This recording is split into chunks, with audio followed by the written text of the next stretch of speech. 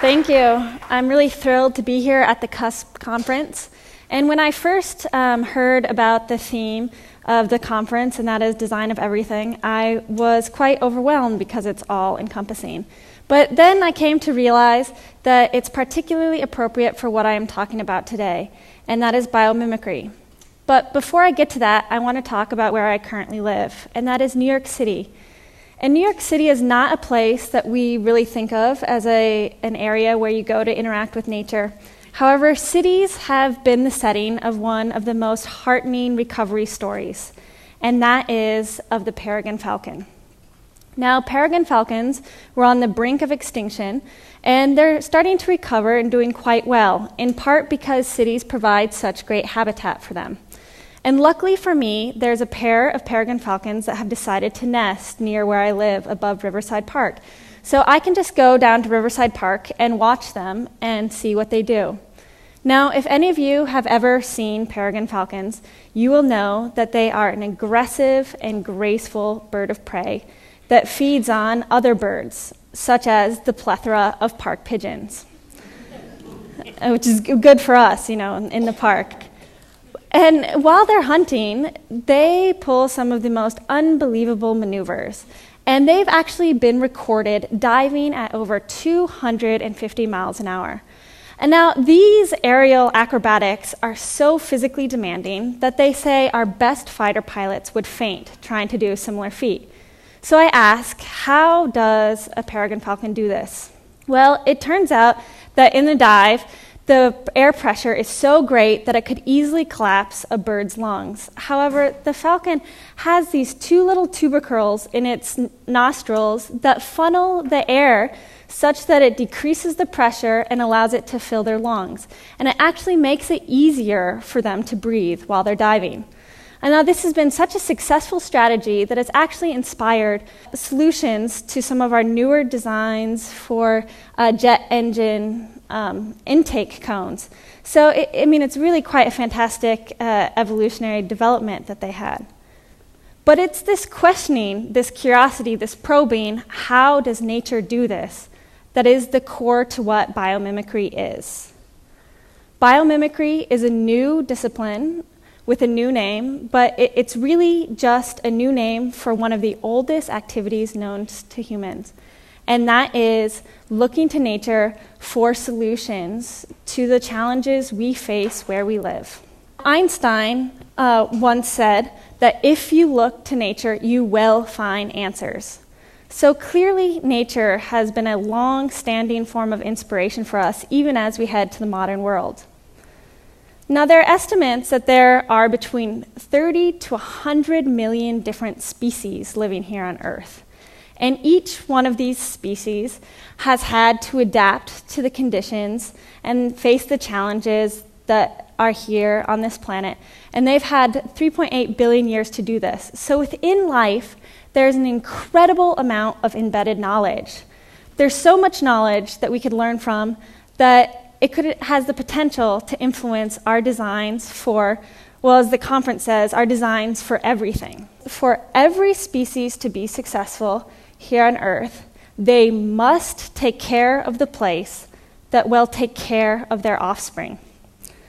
This design criteria, if I may call it that, ensures that every species develops solutions that first and foremost meets this critical criteria. So now in the design industry, one of the big discussions has been about net zero design. And this is about designing products that mitigate the negative impacts that we typically create. And so with this design criteria that nature has set for us, that you must take care of the place that take care of your offspring, it ensures that all of life's designs are inherently net zero.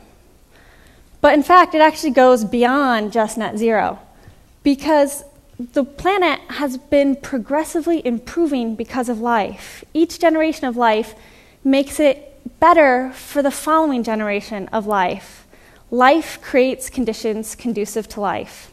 So this is actually net positive design. And this is what I want to talk about today. I want to talk about the 6 big principles we can learn from nature about how to design in a net positive manner.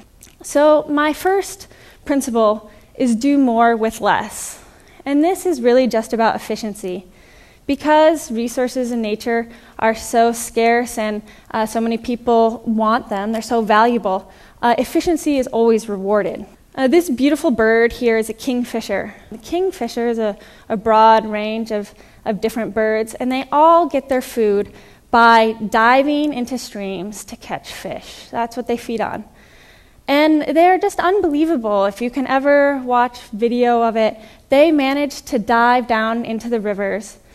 And in order to not disturb their vision while they're going after their prey, they dive without creating a splash. It's just unbelievable. Now, this is a new and modern bullet train. Now, the original bullet train got its name actually because it had a rounded nose that looked like a bullet. However, when it went through tunnels, they found it had such a massive pressure wave going through that it effectively created something similar to a sonic boom. And this was just wreaking havoc on the passengers and everyone around. It was so loud. And so the engineering company responsible for the bullet train, J.R. West, they were desperate to do anything to quiet it. And fortunately for us and for them, one of their engineers was an avid birder. And he happened to be at a birding meeting where he saw a video of the kingfisher. And he realized if the kingfisher can dive in between 2 completely different mediums and go through such a big pressure change from air to water without creating a splash, surely there is an idea in there for us. And so here they've redesigned the bullet train to be more like kingfisher's bill there you can see. And the more is that it now goes 10% faster. And the less is that it does that with 15% less energy. Now, my second point is that form does work. So this relates very closely to the first one, but this is more specifically about shape. You know, if efficiency is always rewarded, you might as well try and get things for free. And form is a very great way to get work for free. If you can have something embedded in the form, you start off at a huge advantage. Now here is a shark. Now, we think of sharks as being very fast predators. However, when they're not hunting, they're actually quite slow-moving creatures. They sort of bask around.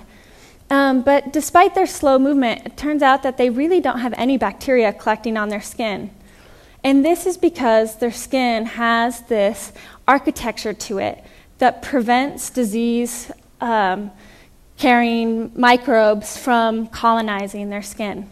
So Sharklet is a company that recognized this potential of the technology, and they're now creating medical products and medical surfaces that are, antibacterial, microbe-free. And one of the huge advantages to this is because it's based on form and not antibacterial solutions or anything, it doesn't kill any microbes, and therefore it doesn't force an evolution of microbes that are resistant to this type of treatment. This is really going to revolutionize the way we keep things clean.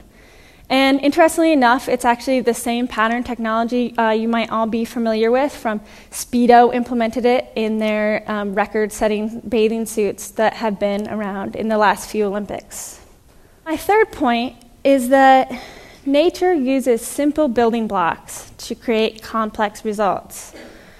And this is really important, particularly when it comes down to chemistry or manufacturing. Here are some leaves, and leaves are one of the most unbelievable engineering feats out there. If you think about it, plants are able to get just the basic molecules that surround them in the soil, mainly carbon, hydrogen, water, and they create a system that is one of the most controlled and step-by-step processes of converting sunlight into the energy that we all rely on. Now, Dysol is a newer solar panel company where, unlike traditional solar panels that use silicon and all of these materials that are toxic and problematic. Dysel has figured out how to create a dye, really, a solar dye, very similar to that's found in leaves. And because of this, eventually we'll be able to paint it on our buildings. Already it can create flexible things, and it uses many fewer materials. It's simple building blocks to achieve the same complex result. Now, my fourth principle that we can learn from nature is benign manufacturing.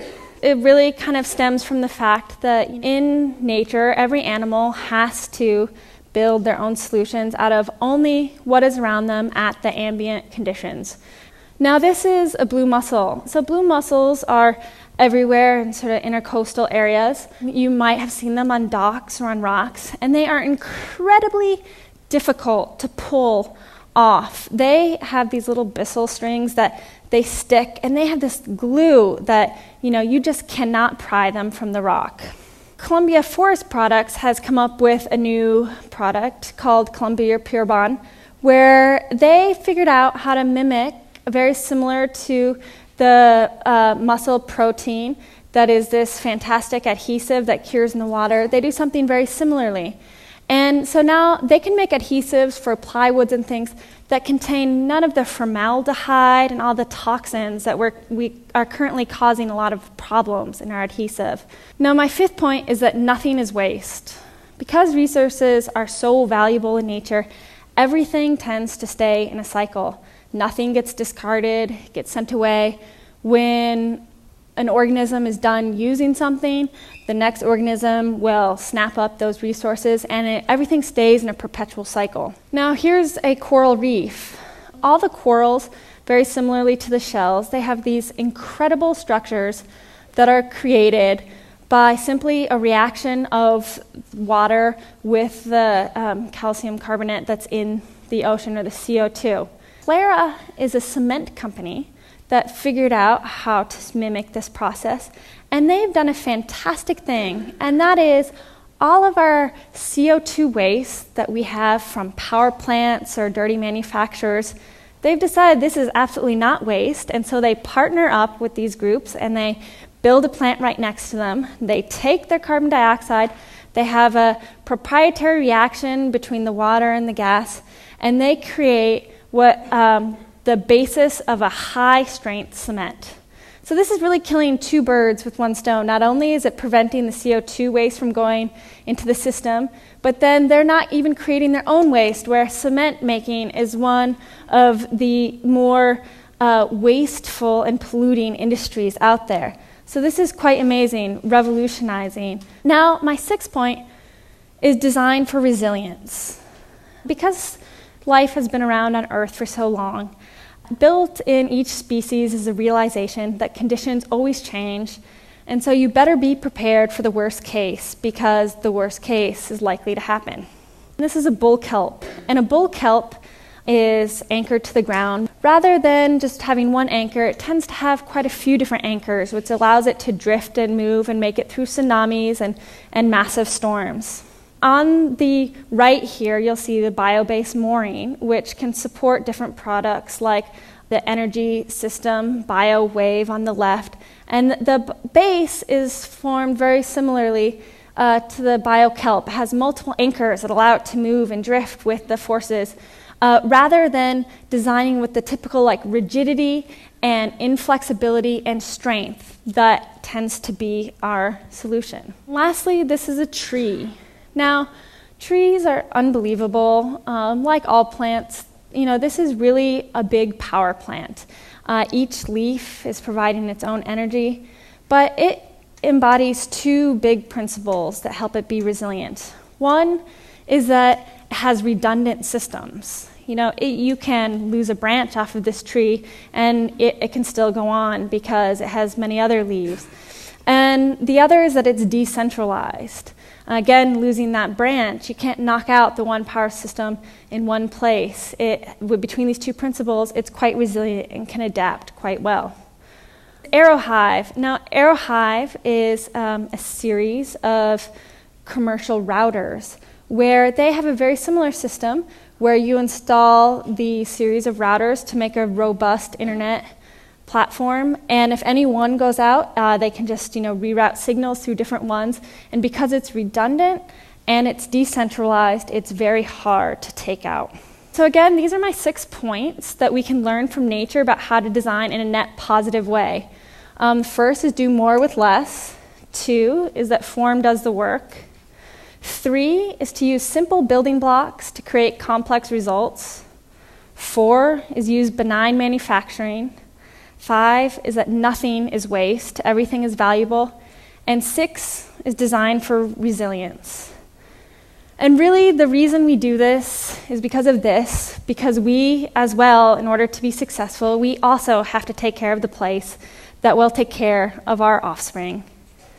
So with that, I want to say thank you.